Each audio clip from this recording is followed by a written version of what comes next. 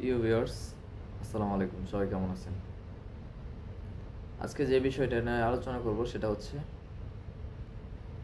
Visa কত percent reject হচ্ছে এবং কত পার্সেন্ট হচ্ছে।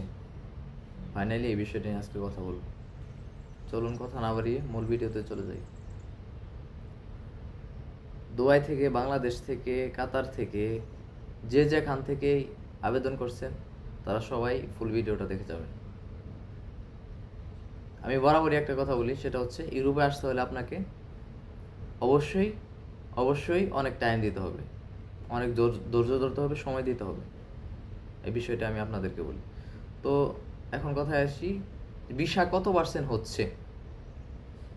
আমাদের বাংলাদেশিদের ভিসা হচ্ছে আপনার প্রায় 95%।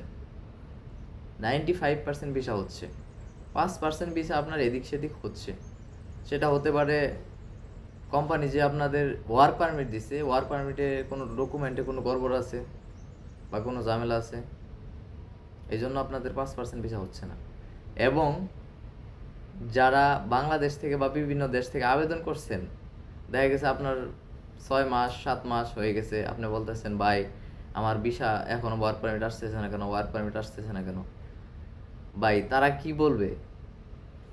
যদি কোম্পানি আপনাকে ওয়ার্ক পারমিট না দেয় তাহলে আপনাদের কি বলবে তারা? এটা বলেন। তারা বলার কিছু আছে? বলার কিছু নেই। কোম্পানি যখন তাদের হাতে ওয়ার্ক পারমিট দিবে, কাজ হবে, পুলিশ ক্লিয়ারেন্স অ্যাটাচমেন্ট করার পরে, সব কিছু করার পরে যখন কাজ হবে তখন আপনাদের তারা ওয়ার্ক পারমিট দিতে পারবে আপনাদের হাতে। তো এখন আপনি যদি এখন বলেন যে ভাই আমার ওয়ার্ক পারমিট দেন, ওয়ার্ক পারমিট দেন, তারা তাহলে কী করে? অনেক সময় দেখা গেছে অনেক এজেন্সি আছে যারা আপনাকে ভুল ওয়ার্ক পারমিট দিব, মানে ফেক ওয়ার্ক পারমিট, এক কথায় ফেক ওয়ার্ক পারমিট দিয়ে আপনি জমা করলেন বিএসএফ গ্লোবালে, কিন্তু আপনার তো ভিসা আসবে না। অবশ্যই আপনাকে ধৈর্য ধরতে হবে যদি আপনি সঠিকভাবে আসতে চান। যাদের ভিসার জন্য অ্যাপ্লাই করা হয়েছে জাগরিবে একটু টাইম বেশি লাগে, আর জাগরিব ছাড়া জাগরিবের বাইরে টাইম কম লাগে। ধরে নিতে পারেন আপনি জাগরিবের বাইরে হইলে 3 মাসের মধ্যে আপনার ওয়ার্ক পারমিট আসবে। 3 মাস 4 মাসও লাগে, অনেকে 6 মাসও লাগে, তো সর্বনিম্ন ধরেন 3 মাস, আবার এর কমও লাগতে পারে। আর যারা জাগরিব থেকে আবেদন করছেন, জাগরিব থেকে অবশ্যই আপনাকে 6 মাস মাস্ট বি ধরে রাখতে হবে। 6 মাসের মধ্যেও আসতে পারে, 6 মাস পরেও আসতে পারে, 7 মাস 8 মাস এরকম সময় লাগতে পারে। এটা আপনার মাথায় রাখতে হবে। তো আপনারা অবশ্যই ধৈর্য ধরবেন। ধৈর্য ধরা ছাড়া কিন্তু কাজ হবে না ভাই। আপনাদের অবশ্যই ধৈর্য ধরতে হবে। ধৈর্য ধরে তারপরে আপনাদের একটা কথা আছে না কি, যে অপেক্ষার ফল মিষ্টি হয়। ঠিক আছে? তো আপনাদের যে বিষয়টা নিয়ে কথা বলতে আসছি আজকে, সেই বিষয়টা নিয়ে কথা বলি। সেটা হচ্ছে আপনাদের অবশ্যই অবশ্যই আপনাদের ওয়েট করতে হবে, সময় দিতে হবে। ঠিক আছে?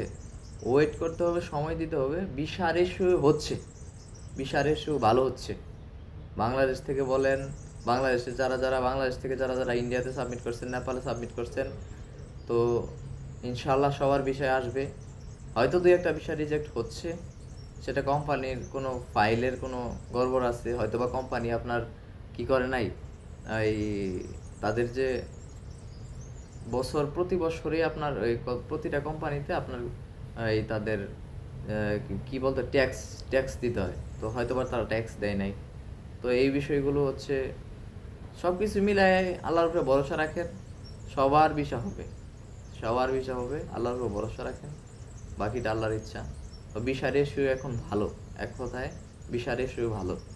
আর ক্রোয়েশিয়াতে যদি আপনি আসতে চান, ক্রোয়েশিয়াতে আসলে অবশ্যই জনি ভাই আছে এখানে, আমার বড় ভাই, যিনি আমাকে উনি আসছেন, উনি অনেক ভালো মনের মানুষ, ওনার সাথে যোগাযোগ করতে পারেন। এছাড়া আপনার যারে খুশি তারে দিয়ে আসতে পারেন, সেটা না জনি বাইরে দিয়ে আসতে হবে, যারে খুশি তারে দিয়ে আসতে পারেন, কিন্তু অবশ্যই আপনাকে ভালো একজন মনের মানুষ সিলেক্ট করে আসতে হবে।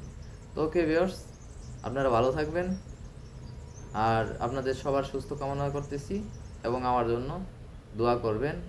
আর 20,000 যারা জমা করছেন তারা অবশ্যই অপেক্ষা করবেন। ইনশাল্লাহ ভালো থাকবেন।